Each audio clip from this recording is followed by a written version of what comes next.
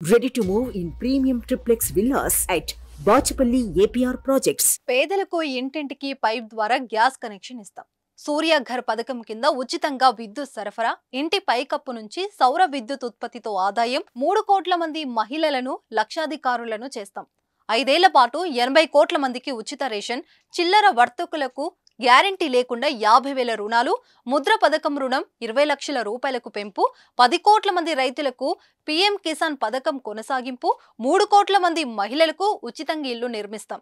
తమిళ భాషకు విశ్వవ్యాప్తి కల్పిస్తాం. 70 ఏళ్లు పూర్తయిన వారికి ఆయుష్మాన్ భారత్ పథకం వర్తింపు. దేశం 4 దిక్కుల్లో 4 బుల్లెట్ రైలు పరుగులు పెట్టిస్తాం. అవినీతి పరులను జైలుకు పంపిస్తామని మోదీ తెలిపారు. సంకల్ప పత్ర పేరుతో భారతీయ జనతా పార్టీ తన ఎన్నికల మేనిఫెస్టోను ఆదివారం విడుదల చేసింది. మోదీ గ్యారంటీ 2047 నాటికి వికసిత భారత్ థీమ్తో దేశ ప్రగతి, యువత, మహిళలు, పేదలు, రైతులే ప్రధాన అజెండాగా ఈ మేనిఫెస్టోను రూపొందించింది.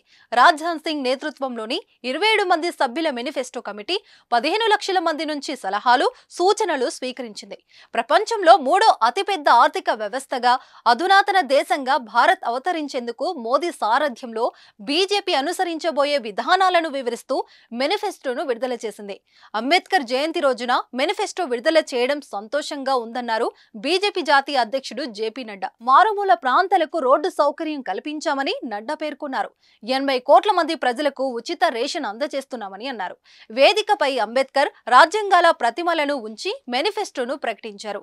ఢిల్లీలోని బీజేపీ ప్రధాన కార్యాలయం ఈ కార్యక్రమం జరిగింది. సుమన్ టీవీలో మీ పర్సనల్ అండ్ బిజినెస్ ప్రమోషన్స్ కోసం కింది నెంబర్ కి కాంటాక్ట్ చేయండి.